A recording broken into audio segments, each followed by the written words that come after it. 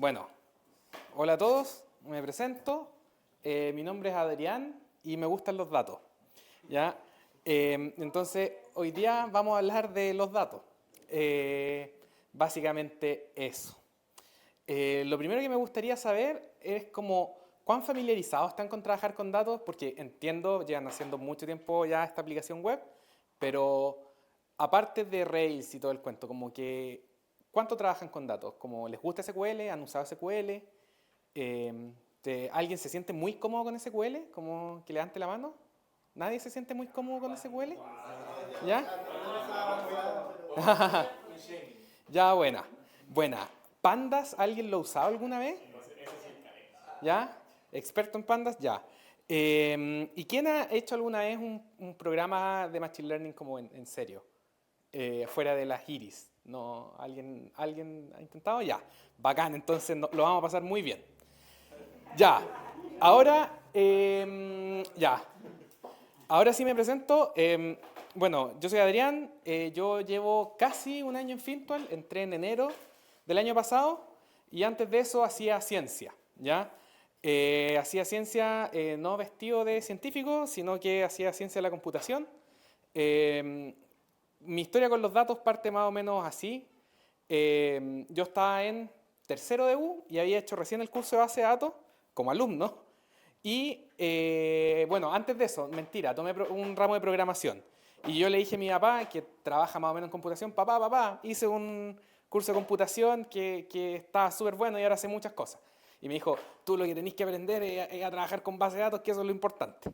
Y yo le dije, ya, bueno, y al siguiente semestre tomé el curso de base de datos, no me fue muy bien, o sea, no brillé porque era medio flojo en ese entonces, pero cuando terminó el curso, yo hablé con un amigo y le dije, hoy me gustaría ser ayudante de este curso porque lo quiero aprender bien, porque esto es lo que hay que aprender, porque mi papá me dijo.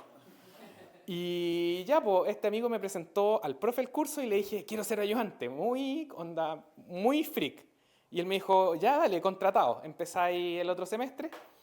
Y ahí empezó mi historia de romance con los datos, porque a mí me gustaba enseñar y me preparé mucho para ese curso. Entonces el profe me regaló un libro, que es el libro de las vacas, que bueno, después podemos hablar de ese libro, que es un libro de base de datos que tiene unas vacas en la portada, que es como la Biblia de base de datos, que a lo largo de mi vida me lo terminé leyendo relativamente entero.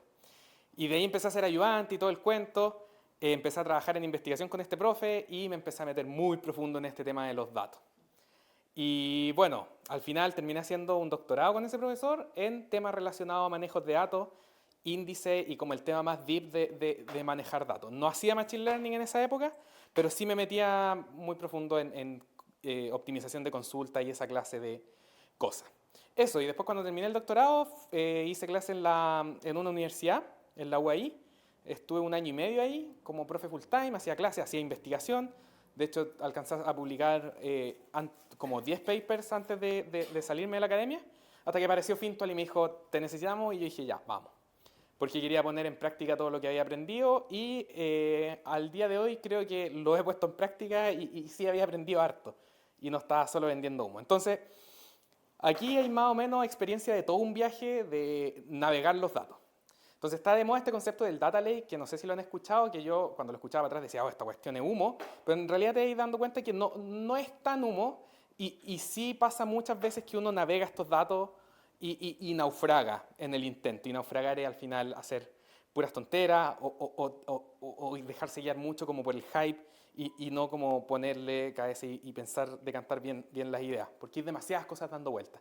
Que usa GCP, que usa Amazon Web Services, que esta cuestión de acá, que tu base de datos, que usa NoSQL y al final las cosas tienden a ser siempre un poco más fácil si uno decanta la idea y todo el cuento. Entonces vamos a hablar más o menos del camino de los datos. Entonces aquí les voy a presentar un amigo que quizás algunos ya lo conocen, se llama Dawei. Él es un explorador, ¿ya? Y él está viajando en búsqueda de las verdades y viaja por todo el mundo. ¿Ya? Y él cree que la ciencia de datos lo va a ayudar a encontrar las verdades en su vida. Ya, como spoiler, no son las verdades de la vida, pero sí pueden ser las verdades a la hora de tomar conclusiones en el trabajo. Pero la vida supongo que un poco más que los datos. ¿Ya? Entonces él quiere ser científico de datos, pero no sabe qué hacer. Entonces le pide ayuda al mapa, ¿ya? Porque el mapa sabe a dónde ir. Entonces soy el mapa y te ayudo.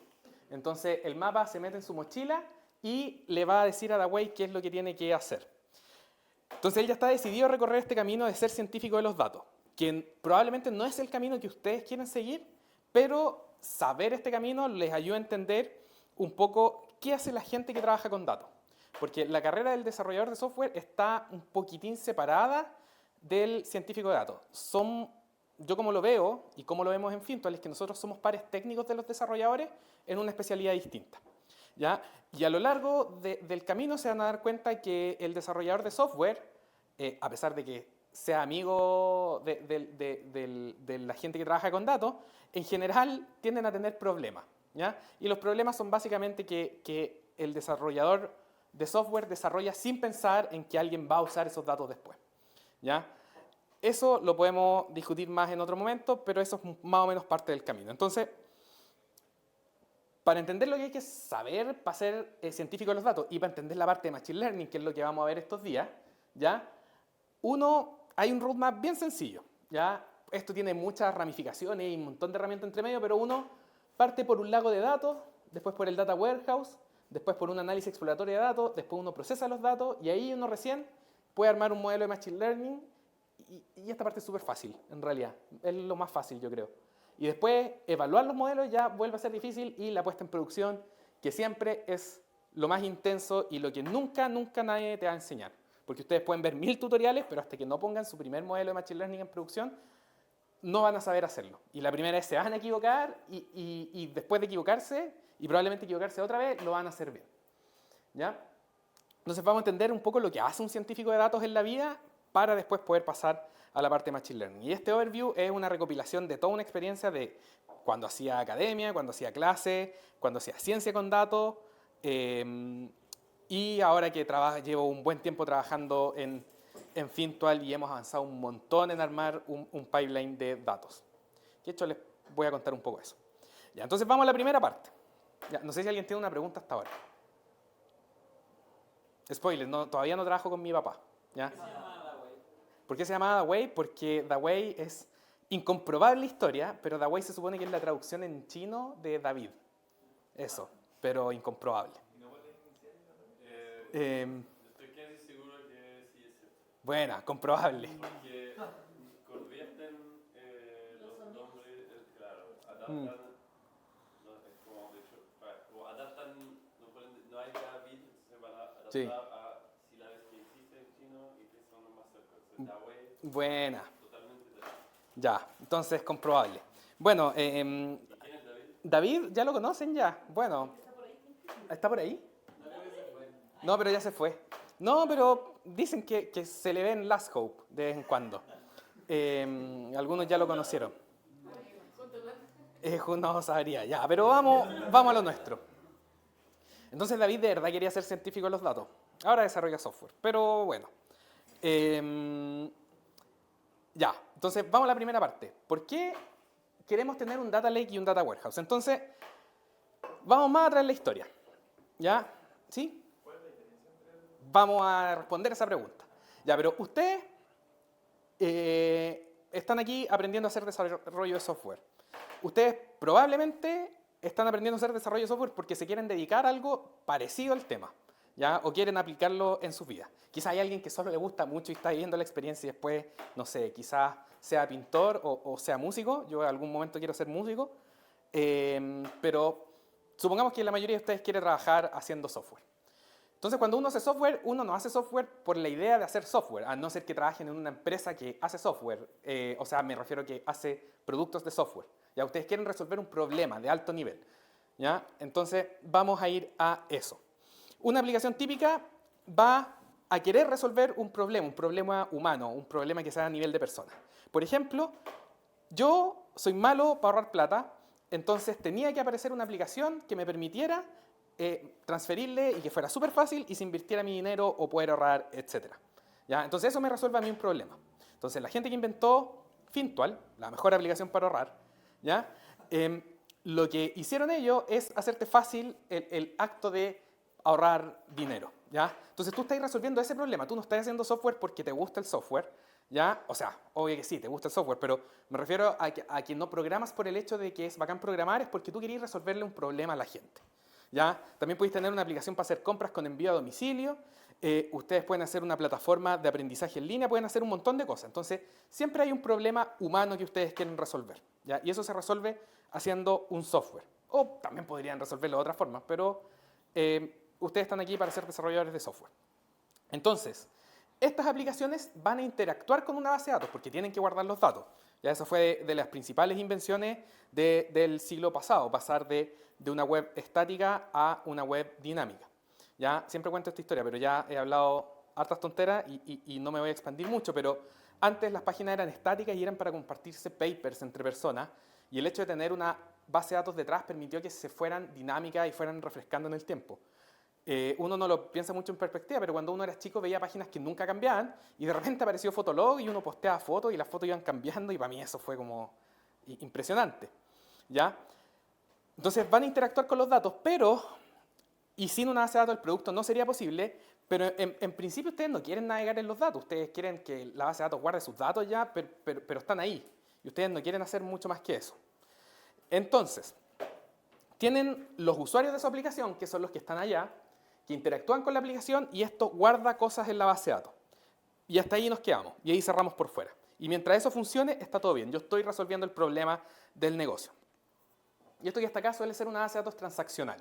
Eso quiere decir que respeta las propiedades ACID y un montón de cosas que vamos a ver después.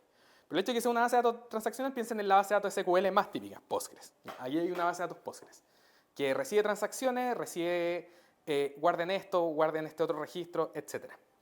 ¿Ya? Eso. Pero ustedes no quieren hacer análisis sobre esa base de datos, ustedes quieren resolver su problema y que la gente pueda invertir. Entonces, una base de datos transaccional está pensada para hacer muchas operaciones livianas al día. Insertan datos, hacen búsquedas simples, quiero el curso con ID tanto, quiero al alumno con ID tanto. Pero usted en general en una aplicación, a no ser que esté esta sección de reportes que siempre puede estar, nunca van a querer hacer muchas consultas de agregación y análisis de datos pesado. Ya, usted en el día a día, la operación de la aplicación se hacen operaciones súper sencillas. Guarda un registro, busca un registro, haz un join, ya, pero analítica así pesada, eso nunca deberían hacerlo en una aplicación web. ¿Ya? Y aparte, siempre o en general quieren soporte para las propiedades ACID, sobre todo si manejan dinero, que las transacciones se hagan enteras o no se hagan, que sean consistentes, que se hagan aisladas y que perduren en el tiempo. ¿Qué significa ACID? Lo que acabo de decir, pero muy camuflado. Entonces, ACID, la primera son las propiedades que tienen que cumplir los motores de base de datos que hacen transacciones. La A viene de atomicidad, que es que una transacción se hace entera o no se hace. Por ejemplo, cuando ustedes transfieren plata, quieren que la plata salga de su cuenta y le llegue a la otra persona, pero no puede quedar entre medio. Ya, lo que no puede pasar es que salga de su cuenta y se corte ahí todo y después eso quede ahí como vagando en el limbo esa plata quemada. C es de consistencia, que es que las operaciones que uno haga sean consistentes, que respeten mis restricciones de integridad, las llaves primarias, las llaves foráneas y todo ese tipo de cosas. La I es de isolation o aislamiento, que es que las operaciones de la base de datos se tienen que hacer como si fueran únicas, ¿ya? Un usuario no puede sentir la presencia de los otros usuarios. ¿Ya? Yo cuando estoy en Fintual no siento que alguien más está invirtiendo. Si se empiezan a cruzar como operaciones o veo nombres medio raros, ahí puede haber un problema. Y de la durabilidad, que es que cuando yo guardo algo, eso perdure en el tiempo hasta que yo quiera. Esas son las propiedades de las bases de datos transaccionales y son clave en todo ámbito, pero sobre todo en las aplicaciones que manejan plata. ¿Ya? Eso. Entonces las operaciones de una base de datos transaccional son todas simples y eso es lo que queremos hacer habitualmente. Ya, pero de repente nuestro negocio crece y nosotros ya resolvimos el problema. La gente ya puede invertir a través de Fintual, la gente ya puede hacer compra por una aplicación y le llega a la casa, la gente ya puede tomar cursos en línea. Pero en algún momento voy a querer entender cómo se comportan mis clientes. ¿Por qué todos mis clientes, no sé, invierten más a las 5 de la tarde que, no sé, a las 3 de la mañana? ¿Por qué en fiestas patrias la mayoría compra más vino y cerveza que, no sé, que agua saborizada o cosas insípidas? ¿Ya? Eso. Entonces, nosotros queremos entender, sacarle valor a esos datos, porque las cosas están ahí. ¿Ya? La gente, hay un registro que te dice, esta persona compró agua saborizada en, no sé, en qué, en una festividad, no sé, Navidad, agua saborizada, fiesta familiar. Hay agua saborizada. Pero en fiestas patrias se tomó todo el terremoto del mundo. Entonces, tratar de entender, están los registros, pero no tenemos los patrones. Entonces, queremos sacar valor de los datos en algún momento, ¿ya? Queremos hacer clustering de nuestros clientes, ¿ya? Quienes son los que siempre compran pipeño y los que siempre compran agua saborizada. Queremos predecir la demanda de un producto, cuando necesito más stock, cuando necesito menos stock. Queremos recomendar cursos a futuros alumnos, los sistemas recomendadores son claves hoy en día. Y eso no es algo que se hace dentro de la aplicación, o sea, hay aplicaciones que tienen esto integrado, ¿ya? Cuando eso ya forma parte de tu negocio, pero si ustedes tienen un e-commerce, ¿ya? Esto lo quieren hacer por fuera y eventualmente volver a integrar lo que aportan esos datos a su aplicación. Pero su aplicación, recordemos, está resolviendo otro problema, ¿ya? Entonces, ustedes van a querer hacer análisis de datos en sistemas especializados para eso, por ejemplo, BigQuery de Google, Redshift de Amazon o Snowflake, que es una base de datos que está súper de moda, que son todas bases de datos en la nube, que son sistemas no transaccionales. ¿Ya? Y aquí vamos a explicarlo con un ejemplo muy simple. Cuando ustedes hacen una aplicación web, ustedes van a usar de backend una base de datos en el backend una base de datos Postgres. Eso es muy típico y eso nadie se los va a cuestionar. Pero si ustedes se ponen creativos y empiezan a hacer una aplicación web y la base de datos es BigQuery, replantéense su vida, ¿ya? Y eso porque son bases de datos que no están pensadas para recibir muchas operaciones, ¿ya? Que una base de datos sea no transaccional es que, para empezar, tiene problemas con las propiedades ACID, ¿ya? En general no las respeta, pero lo más importante es que estas bases de datos para análisis de datos están pensadas para hacer pocas consultas por día, pero donde cada consulta es muy pesada. Para eso son súper buenas. Por ejemplo, BigQuery, cuando tú tienes 1 tera, una tabla de 1 tera, que eso es perfectamente posible, y tú pides un registro, se demora mucho tiempo porque va a cargar la tabla entera, ¿ya? Pero si ustedes quieren hacer un join de esa tabla con otra, se va a demorar casi lo mismo por la forma en la que resuelve las consultas. En cambio, Postgres, esto lo va a hacer súper rápido. Si ustedes quieren un registro, va a estar indexado, lo van a buscar rápido y lo van a traer. Entonces, pero al revés, si a BigQuery le piden agregación de una tabla muy grande, lo va a hacer más o menos en el mismo tiempo el otro, que es más o menos rápido, pero Postgres probablemente se les caiga, ¿ya? Entonces no son transaccionales porque son como la base de tiempo que se van a demorar es súper grande, ¿ya? Por ejemplo, no sé, 3 segundos, 4 segundos. Una consulta en BigQuery no se va a demorar menos de, no sé, 3 segundos o algo así, ¿ya? Y eso está bien, pero porque el tiempo máximo tampoco es tan elevado. Pero en cambio Postgres para consultas livianas se demora súper poco, pero para consultas pesadas mejor no lo intentemos, ¿ya? Y aquí vamos a responder la consulta de Pablo. Pablo, ¿cierto? Sí, vamos. ¿Qué es el Data Lake? El Data Lake es el lugar donde yo guardo todo lo que a mí se me ocurra, ¿ya? Un Data Lake es un espacio, ya puede ser lo que ustedes quieran, desde, no sé, si ahí ponen un archivador y los datos de su aplicación los traspasan a papel y los van a guardar ahí, puede ser su Data Lake. No les va a ir bien tecnológicamente hablando, pero podría llegar a ser eso. Pero en general es un espacio como Google Cloud Storage, Amazon S3, eso sí lo conocen muy bien, quizás ya hasta lo han usado, que son lugares donde ustedes van y guardan muchos archivos, y todos sin estructura. Guardo TXT, guardo .json, guardo DAMS de mi base de datos. Entonces un Data Lake es un lugar donde guardo todo lo que se me ocurra, y sin estructura, y vamos, guardan nomás, después me hago cargo. Es donde guardan todo y sin limpiar, sin nada. Después ven cómo se las arregla. Entonces pueden ser datos de la base de datos del producto, ¿ya? Puede ser también datos del tracking de los usuarios, datos de los experimentos, por ejemplo de A/B testing, y todo está en distintos formatos y todo lo van a guardar ahí. Entonces eso es un Data Lake, es el espacio donde guardo todo. En general una cuestión que tiene archivos, pueden imaginarse una carpeta de su computador que tiene todo, de todo, ya, eso. Y eso es información cruda, sin estructura, sin procesar, archivos de distintos tipos, de distintos dominios, etc. Y ahí ejemplos ¿Sí? de Data Lakes. Pienso, no sé si hay algo que se llama Databricks, es un Data Lake o otra cosa. Ya, es que Databricks es... para empezar, Databricks es una compañía, pero se acerca más o menos a eso. Pero lo que hace Databricks es que te ofrece Spark. básicamente. Y tú tenés potencial para guardar un montón de cosas en muchos formatos. Entonces hay un backend ahí que te puede servir de Data Lake, pero al final Data Lake es un servicio completo que te ofrece como guarda tus datos aquí, pero aparte los podéis procesar con nosotros usando Spark. ¿Ya? Data Lake es que depende de lo que tú diseñes como Data Lake. En general yo te diría que un Google Cloud Storage, no sé si, o S3, no sé si te suena, Amazon S3. Creo que lo usamos la otra vez con el Diabela, ¿no? Ah, ya, no, pero a ver. Sí, hay un Google Drive, pero en GCP para guardar todo lo que tú queráis. Ya, eso sería más como un Data Lake, que es un lugar donde guardáis, en general, lo más básico, guardáis muchos JSON y muchos CSV. ¿Cachai? Entonces es como una carpeta en la nube. De hecho, es literalmente eso, una carpeta en la nube. ¿Tienen Data Lake en Fintual? Sí, tenemos un Data Lake en Fintual. ¿Basado en alguno de los servicios? Está en GCP, tenemos en Google Cloud Storage un montón de cosas. Y también tenemos en BigQuery tablas que están sin ningún orden, que también le llamamos como que son parte del Data Lake. Por eso es un ecosistema grande, no es como un lugar único. Al final tenemos 1000 repositorios que los estamos ordenando, ¿ya?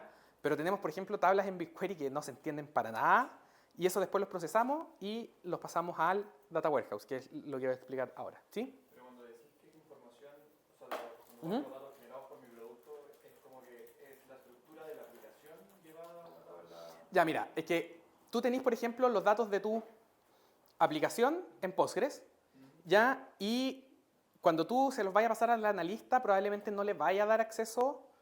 O sea, en un principio sí, cuando está partiendo tu empresa, le decía al analista, ya, analiza acá.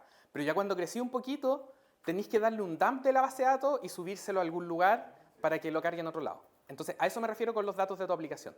Cada cierto tiempo hacía un dump y se lo pasáis a los analistas y es como, juega con esto.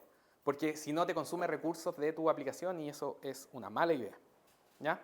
De hecho, se han caído aplicaciones por darle permiso a los analistas a acceder a la base de datos de producción. Pero bueno, que se parte de la vida, ¿no? ¿Todo bien hasta ahora? Entonces ahí Spark estaría como equivalente a los que mencionaste en la diapositiva. Sí, Spark es una herramienta para hacer análisis de datos. Spark sirve para hacer MapReduce. La gracia es que BigQuery es una interfaz de alto nivel para hacer lo mismo, porque por debajo traduce SQL a MapReduce a distintos servidores y Google Cloud Platform se encarga de eso por su cuenta. De eso podemos hablar en más detalle en algún momento, pero me encanta el tema. Spark es la forma más manual de hacer, casi la más manual. La más manual es usar Hadoop plano. Después de Hadoop, usáis Spark. Yo nunca más vuelvo a meterme con Hadoop. Es un cacho. Ya. ¿Todo bien hasta ahora? Prometo que esto esté rojo, de hecho, puer, de la tetería o de Adagio, no me acuerdo. Ya. En algún momento vamos a procesar nuestros datos, porque tenía muchos datos sin estructura. Tenía un dump de la base de datos, tenía JSON, tenía un montón de cosas. Y en ese momento, cuando los proceso, por ejemplo, puedo tener JSON, puedo tener unos CSV, pero yo todo eso lo guardo como tablas en BigQuery. Y le digo ahí sí a mi analista, oye, mira, ya, lo otro era medio hostil, pero aquí en BigQuery tenía estas tablas, puedes consultarlas acá. Ese es el Data Warehouse, donde la información ya la limpiaste un poquito, ya la procesaste y la expusiste en un lugar donde la gente puede entrar sin tanto roce a leer las cosas. Entonces, como ejemplo, nosotros hacemos dumps de nuestra base de datos de producción en un sistema de archivos en la nube, Google Cloud Storage, y después de eso, esos archivos los cargamos en BigQuery. Y a la gente, a los analistas, les damos acceso a BigQuery y ahí hacen sus consultas, sus dashboards. Y bueno, la Diame ya les habló de eso. Y ahí pudieron ver más o menos cómo funcionaba. Así que bacán. Bueno, esos datos son puestos a disposición de los analistas para que obtengan valor de los datos. Entonces, ¿hasta aquí todo bien? ¿Sí? Vamos. ¿Y ejemplo de Data Warehouse? Ya, de Data Warehouse, aquí sí más concreto, tú generalmente usáis BigQuery para guardar tablas y le dais acceso a la gente a las tablas de BigQuery. Ese sería un buen ejemplo de un programa que se ocupa para hacer un Data Warehouse. No es que BigQuery sea un Data Warehouse. BigQuery es un sistema de base de datos que te sirve para procesar datos, muchos datos, ¿ya? Pero tú lo usas para montar ahí tu Data Warehouse. En general uno monta un Data Warehouse en BigQuery o Amazon Redshift. Depende de lo que te guste. Si te gusta AWS, Redshift. Si te gusta Google Cloud Platform.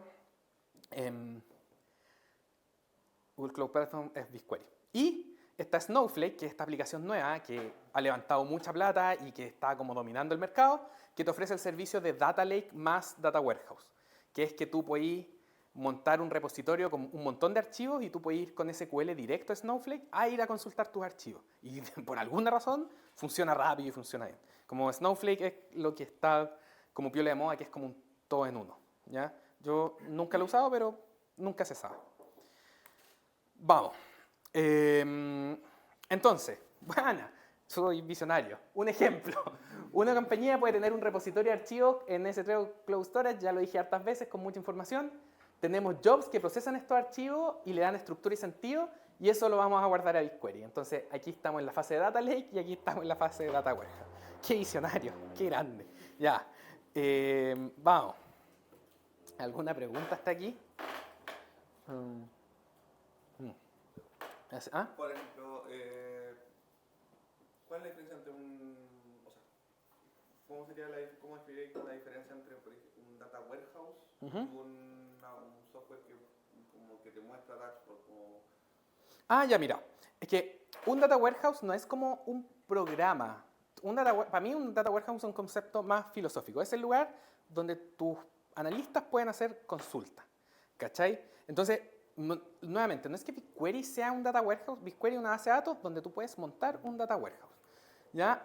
Y una herramienta donde así dashboard en general también puedes hacer tus consultas ahí. ¿Cachai? Entonces, tú dirías que el data warehouse nunca vaya a tener como guardadas las tablas en la herramienta de los dashboards. Por ejemplo, Grafana, no sé si vieron Grafana o les mostraron. ¿Ya?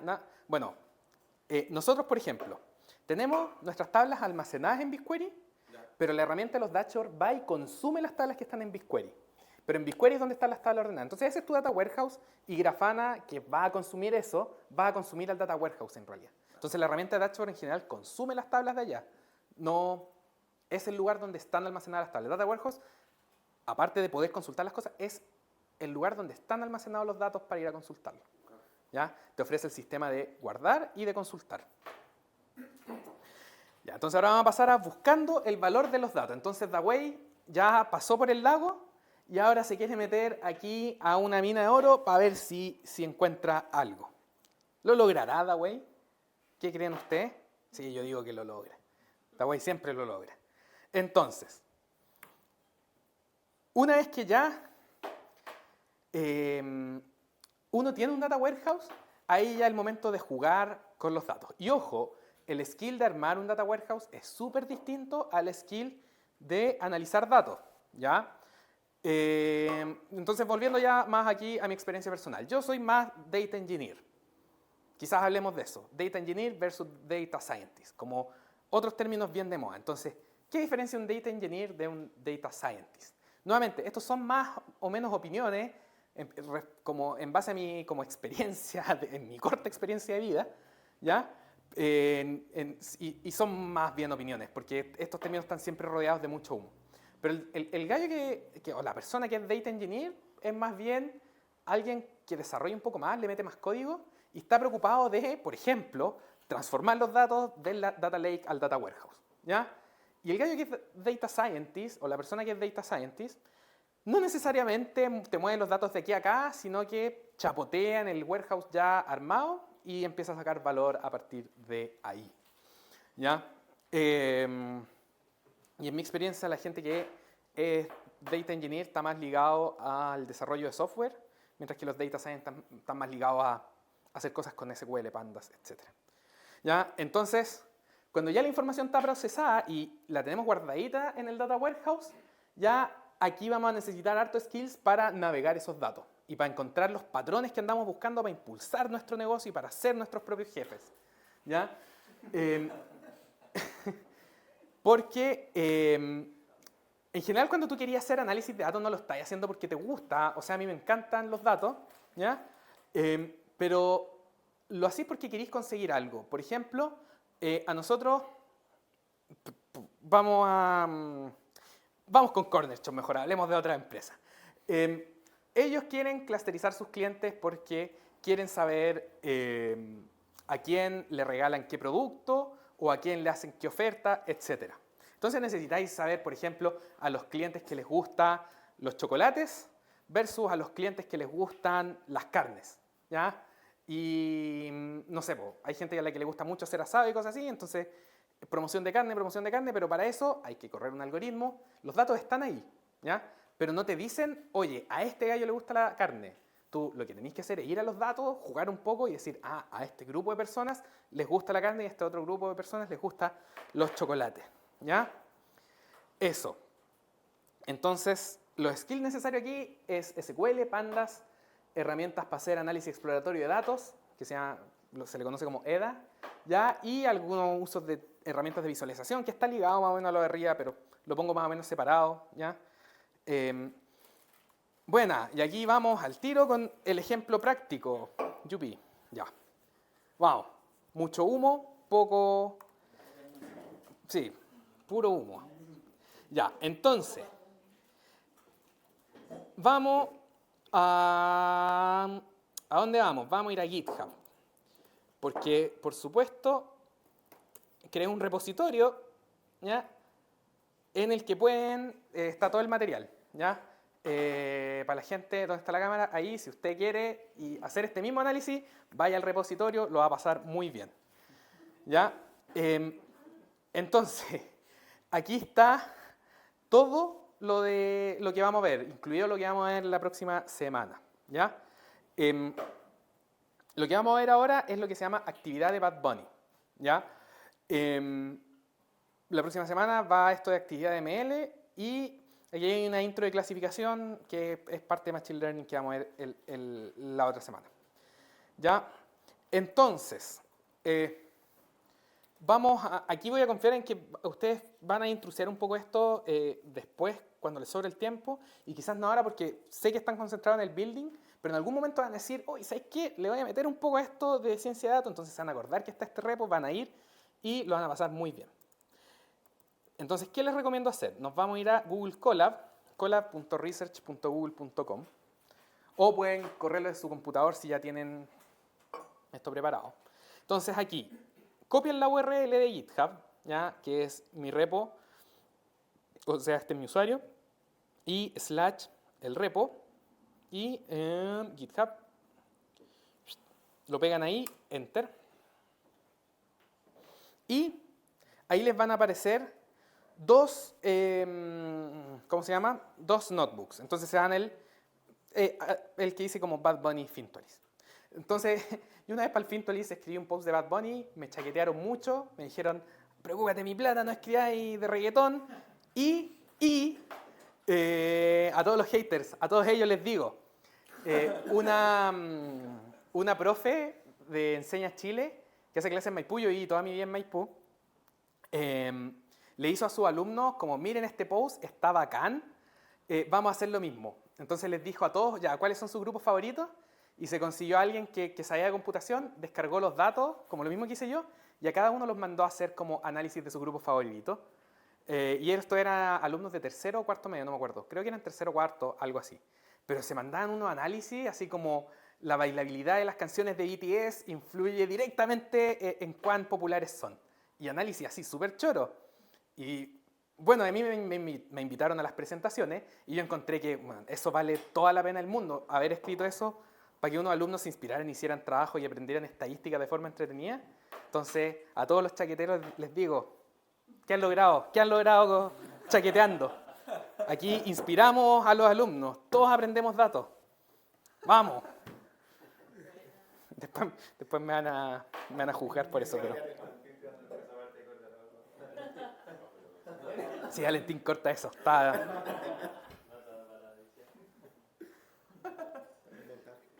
Ya, pero una buena historia. Ya, entonces, cuando abren eso, van a ir a Google Colab.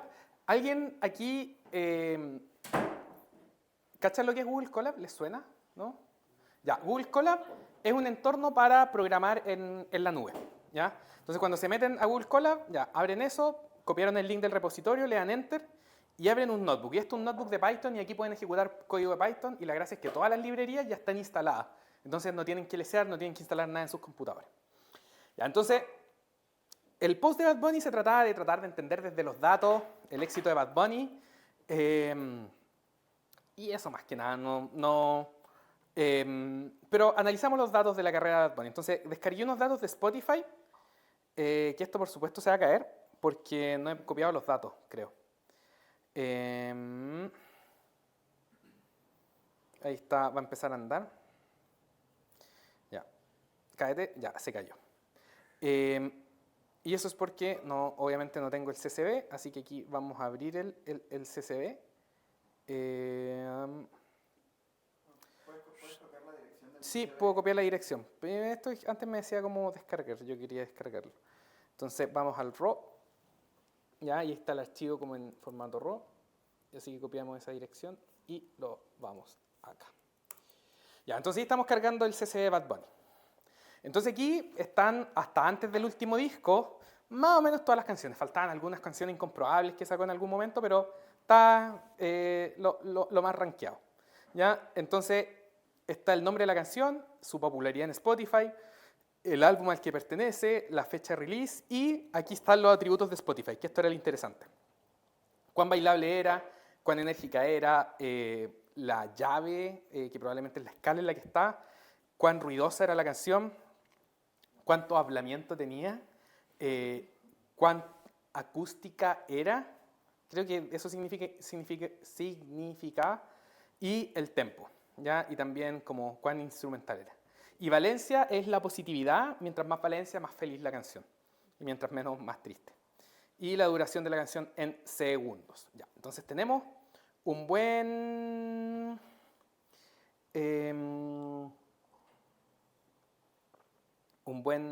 dataset. Y aquí vamos a explorar un poco el data frame. Ya, antes de esto es que me estaba quedando pegado porque esto lo estamos haciendo porque esto es lo típico que hace un data scientist cuando recibe un data frame.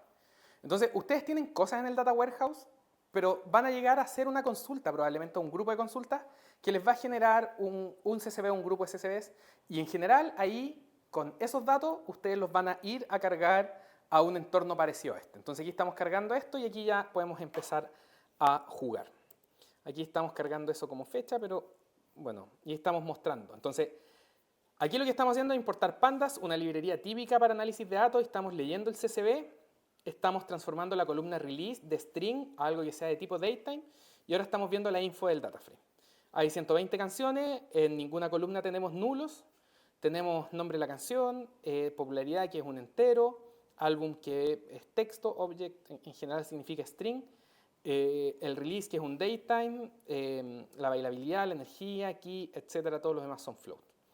Ahí podemos describir un poco los datos, entonces podemos ver la popularidad, cuántas hay, el promedio de popularidad de las canciones, que es 73 en una escala del 0 al 100, la bailabilidad 0,74 en una escala creo que del 0 a 1, la desviación estándar, el mínimo, el máximo, los cuartiles, lo mismo para la energía y algo por el estilo. Entonces, típico cuando uno quiere explorar los datos, se manda un describe para ver cómo se ven estos datos, ¿ya?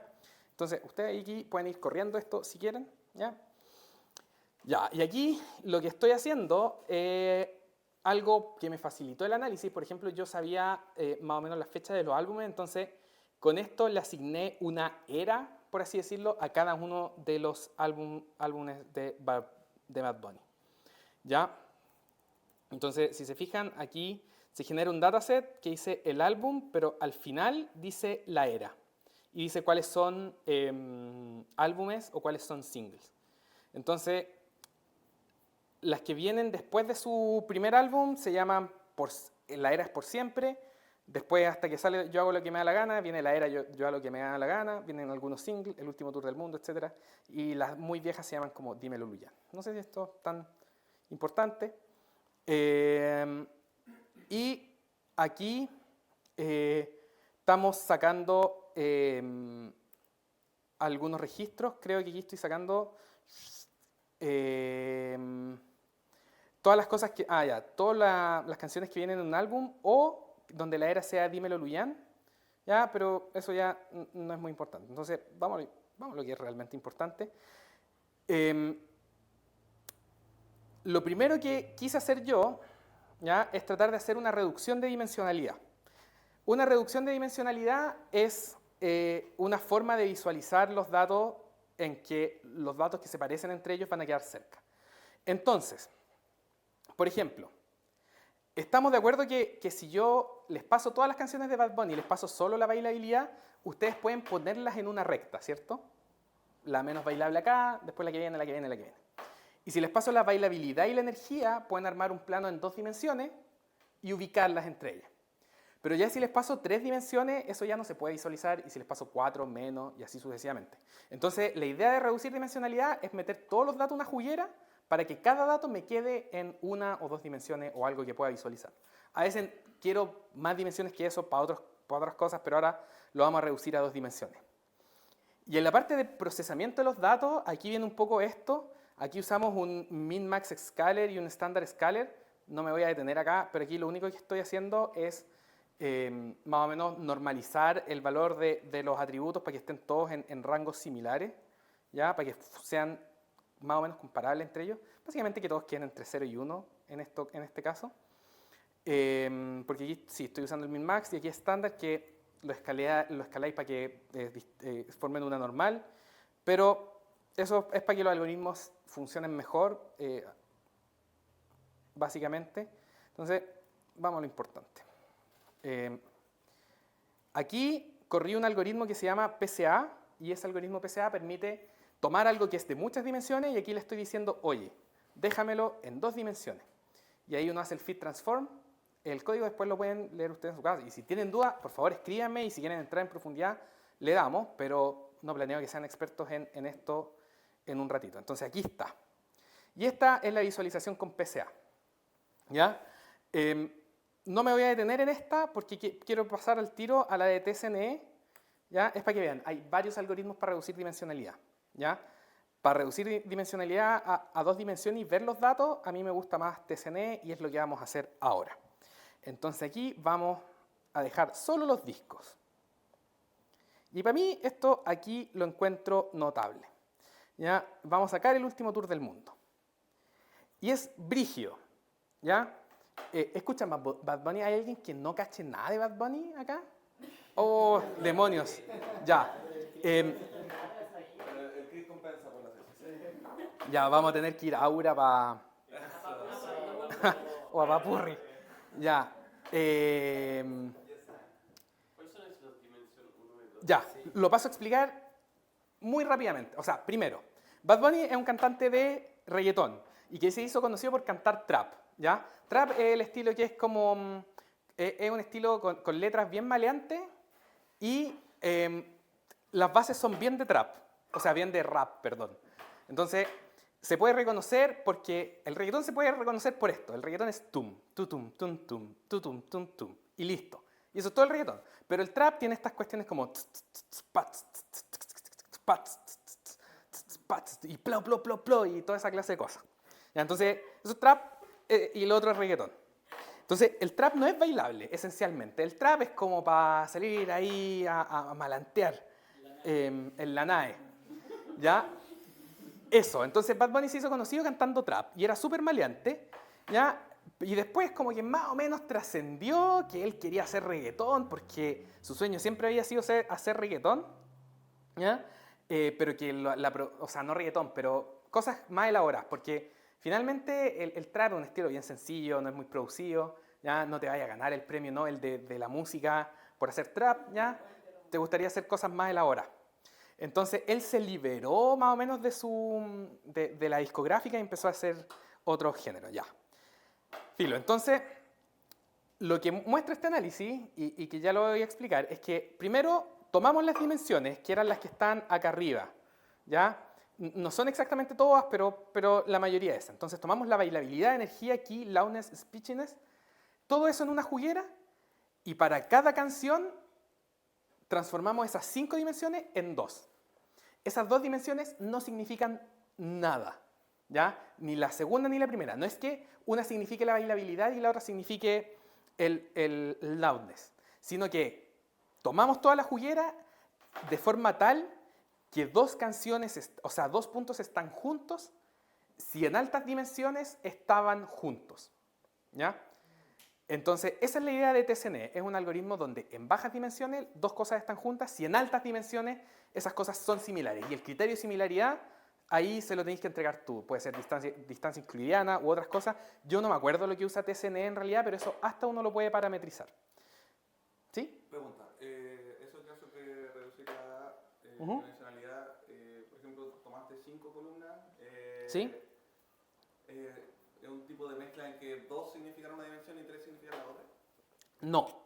Es una mezcla en que todo pasa por una función que vaya a saber uno lo que hace y te genera otra. El algoritmo de TSNE lo que hace por debajo es súper complicado de entender. De hecho, no lo entiendo.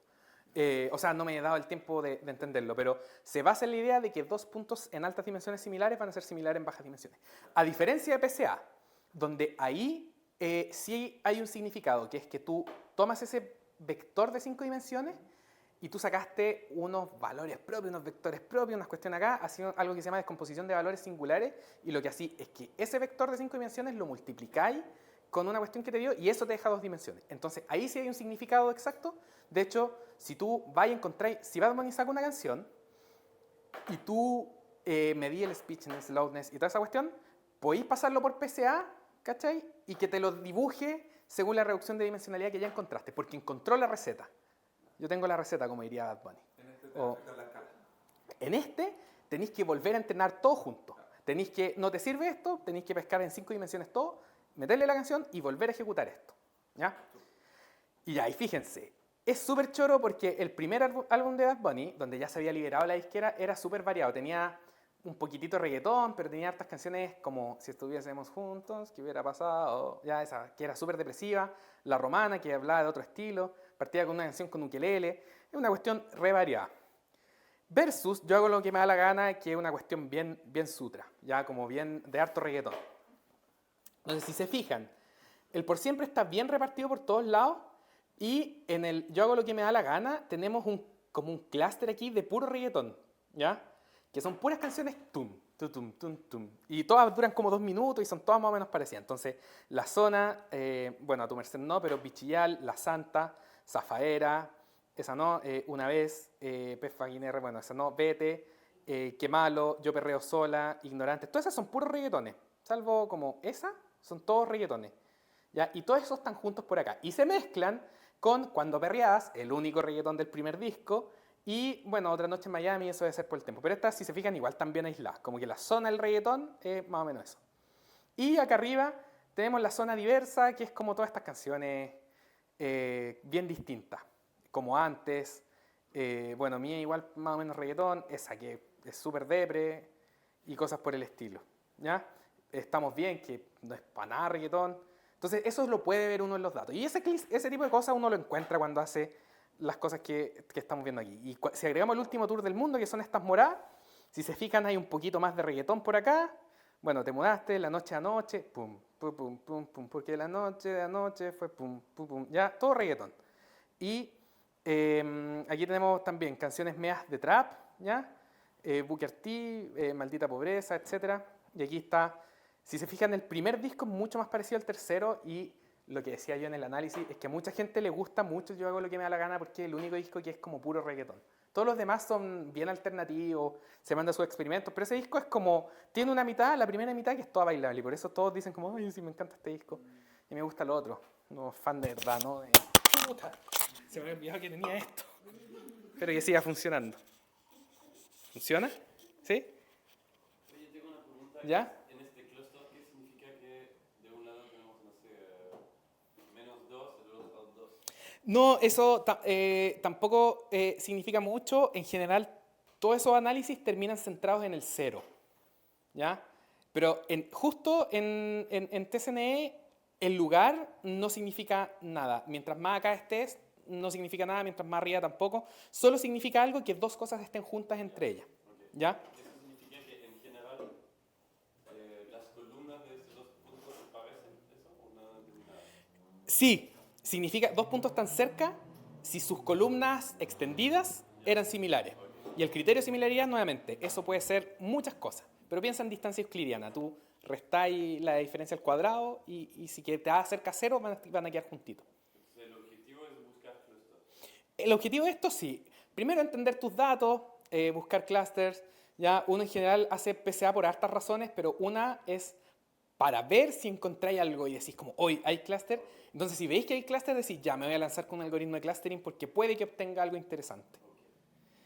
Eso, buena pregunta. Oye, Adrián, y las dimensiones que entrega Spotify, hay algunas que son como súper como objetivas, como la duración. Sí, Pero hay otras que como que vienen como factor humano al final. Como sí, hay mucho factor humano.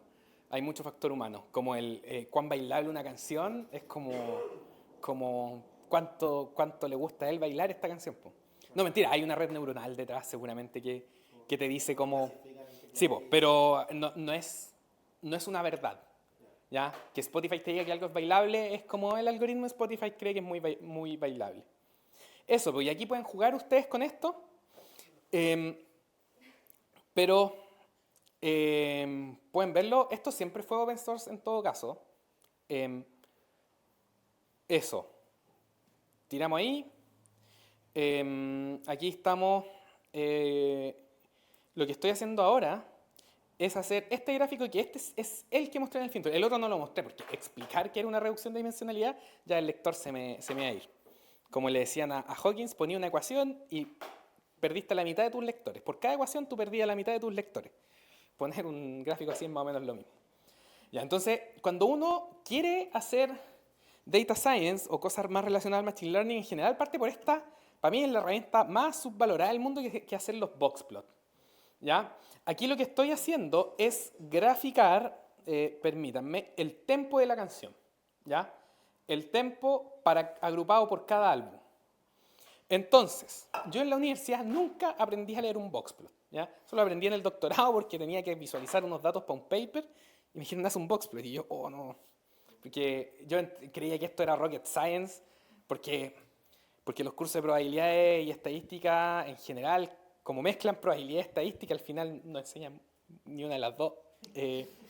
Y aquí yo solo estoy escuchando verdades. Eso. Entonces, ya, ¿cuál es la idea del boxplot? Si se fijan, cada puntito aquí es una canción. Entonces, el tempo es cuán rápida es la canción. Mientras más bajo el tempo, más lenta es. Mientras más alto, más rápida. Y, ojo con esto, el reggaetón suele estar en torno a los 90. ¿Ya? 90 bits por minuto creo que es la unidad de medida, pero el tempo del reggaetón suele ser 90. Si se fijan, yo hago lo que me da la gana, tiene un montón de canciones agrupadas ahí en el tempo 90. Y eso es porque muchas canciones, pum, pum, pum, pum, pum, eso. Ya, y eso que acabo de hacer, eso no es reggaetón, eso es dembow, que es lo que hace el alfa, que en vez de hacer pum, pum, pum, pum, pum, a 90, lo hace a 120. Pum, pum, pum, pum, pum, pum, pum, pum, pum, que tú quieres, toda esa clase de cosas. ¿Ya? Bueno, y si se fijan, el Por Siempre, que es el primer disco de Bad Bunny, que es un disco que dijimos que era variado, efectivamente tiene canciones repartidas por todos los tempos. Eso te da un indicio que es un disco bastante variado.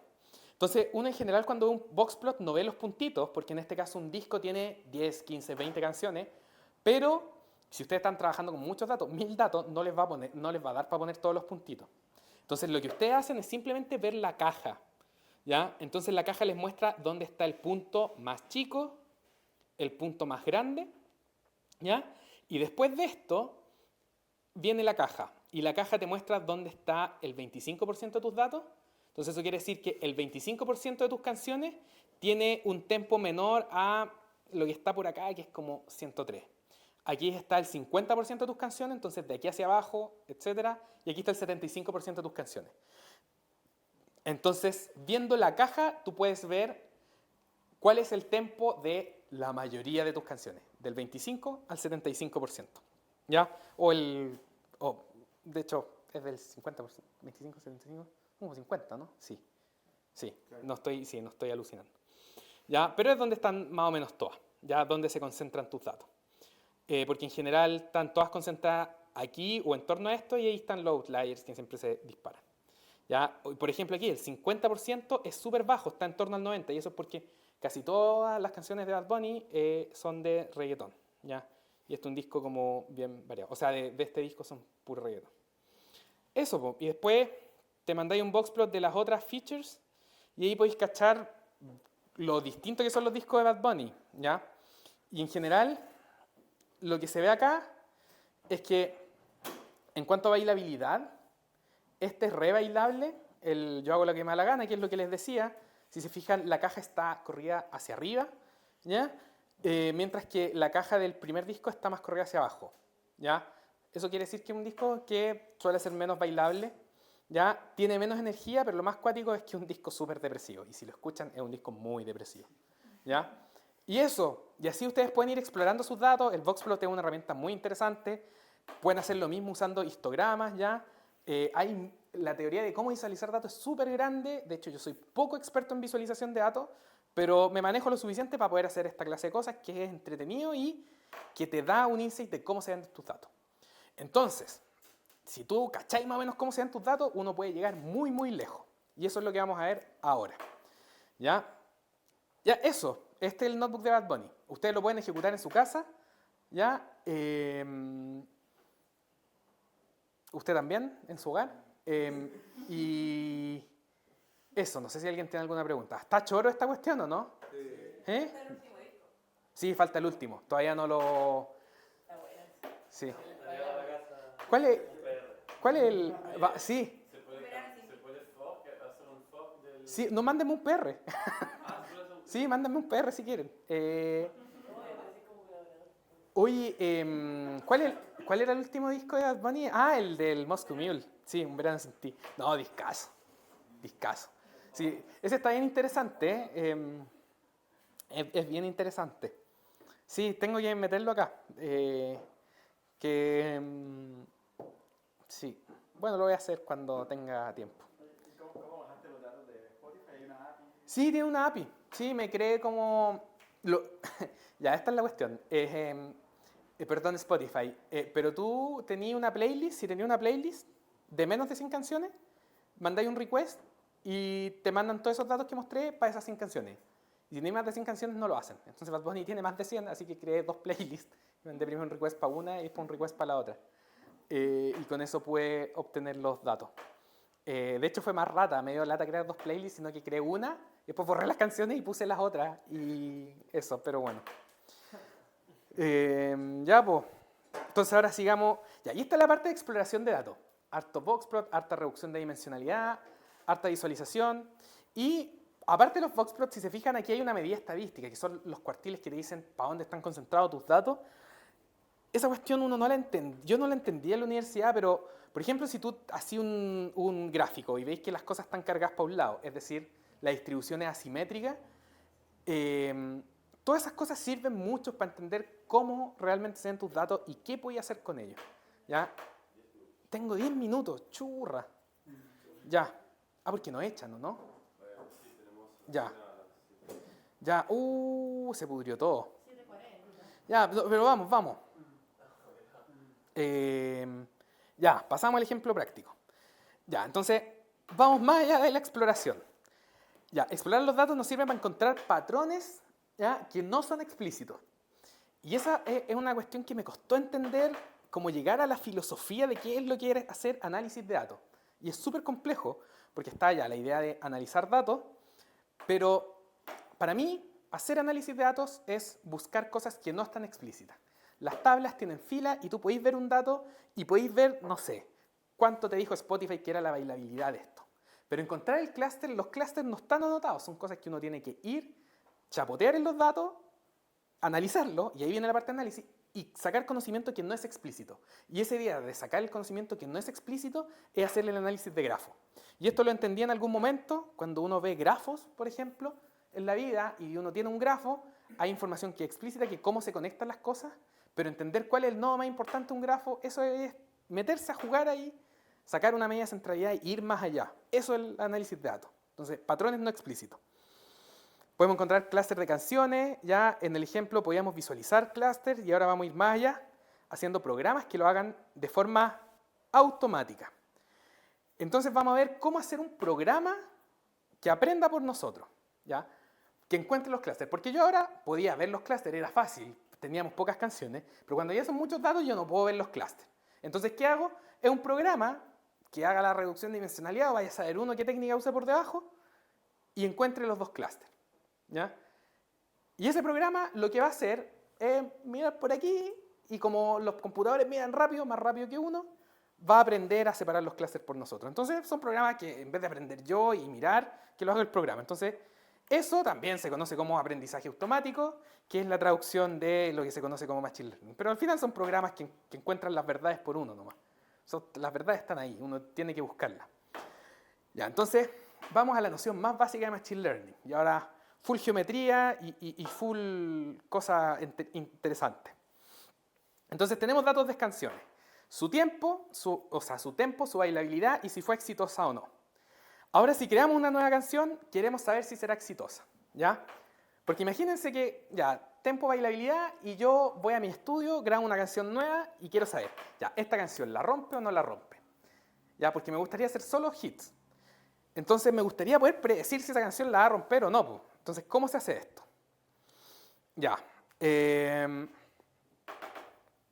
Entonces, aquí... espero que no se me haya roto esta cuestión. A ver. Ya. Es que se me como apachurró el gráfico, pero bueno. Ya. Tenemos canciones. Mala elección de colores, pero aquí está como verde y ahí está como azul. ¿Ya? Bueno, le dije que la visualización de datos no era lo mío. Ya se lo advertí. Ya, entonces, estamos de acuerdo que para allá están las canciones más o menos exitosas y aquí están las poco exitosas, salvo esa que no fue exitosa y está para allá. O sea, que sí fue exitosa y está como tirada para allá. ¿Ya? Entonces, si agregamos una nueva canción, ¿qué dice el público? La de allá. ¿Va a ser exitosa o no? Sí. Ya, vos. Tiene toda la pinta que sí, vos. ¿Ya? Esa canción que está allá... Esa canción que está ahí. Está pasada flores, ¿o no? Fomeque. Esa por ahí. No, menos, ¿no? ¿Ya? Y a pesar de que este celestito aquí, por aquí está todo como los fomeques. Ya, y acá. ¿Qué pasa? No, cacha, no se sabe, ¿eh? No sabe, no responde. Ya. Entonces, estamos de acuerdo que por inspección visual uno podría hacer un buen trabajo, ¿no? Entonces, veo las canciones, veo las que son exitosas y las que no, y pesco mi nueva canción, la pongo en el plano y veo más o menos en qué lugar está. Entonces, ¿hay una forma de automatizar esto? Y la respuesta es que sí. Y eso puede ser, la forma más fácil de hacer esto es con algo que se llama clasificación lineal, que es encontrar una línea, ¿ya? Una línea recta que divide el espacio en dos. Entonces, cuando creamos una canción, vemos de qué lado de la recta está y dependiendo del lado, podemos predecir si será exitosa o no. Entonces, uno básicamente tiene todos estos datos y uno puede encontrar esta recta roja. Y cuando uno la encuentra, yo le puedo pedir al programa, mira, si es que tenía una canción nueva y ve de qué lado de la recta está. ¿Ya? Ojo, no quiere decir que todas las de allá vayan a ser, por ejemplo, esta está del lado incorrecto de la recta, pero la recta hace el mejor trabajo posible. Le trata de achuntar a la mayoría. Y ese proceso de encontrar una recta que divide el espacio es la forma más fácil de hacer Machine Learning. Y todo de ahí va aumentando hacia arriba. ¿Ya? Pero básicamente siempre es lo mismo, es separar el espacio en dos y ver de qué lado quedan las cosas para clasificarlas automáticamente. Entonces, cuando uno vende harto humo, Machine Learning y toda la cuestión, en realidad es esto, es separar el espacio en dos y ver qué tan bacán son, o sea, de qué lado del espacio que hay. Y es súper interesante porque yo tengo mi espacio, ¿ya? Y cuando yo tengo muchos datos, el computador procesa esos datos muy rápido y encuentra esta línea muy fácilmente. Cuéntame. Igual, en este caso, bailabilidad de tiempo te da una distribución que es escaneable con el lado. Claro. Pero eso se puede hacer con lo de las dimensiones que mostraba antes, por ejemplo. Ya, esa es una muy buena pregunta. Para dividir el espacio, ¿ya? Primero, o sea, como aquí en este caso están bien separadas las cosas. Entonces, cuando las cosas están bien separadas, quiere decir que encontraste una forma de dividir el espacio, ¿ya? Si tú no encontrás una forma de separar bien esta cuestión que está acá, el programa tampoco lo va a hacer por ti. Entonces, en ese sentido, los programas de Machine Learning no hacen magia. Si los datos no te dicen nada, no va a encontrar nada, ¿ya? Y si tenéis más dimensiones, esto es súper interesante. De hecho, es la pregunta que venía después, encontrando la recta. Ya, viene pronto, pero lo voy a decir al tiro.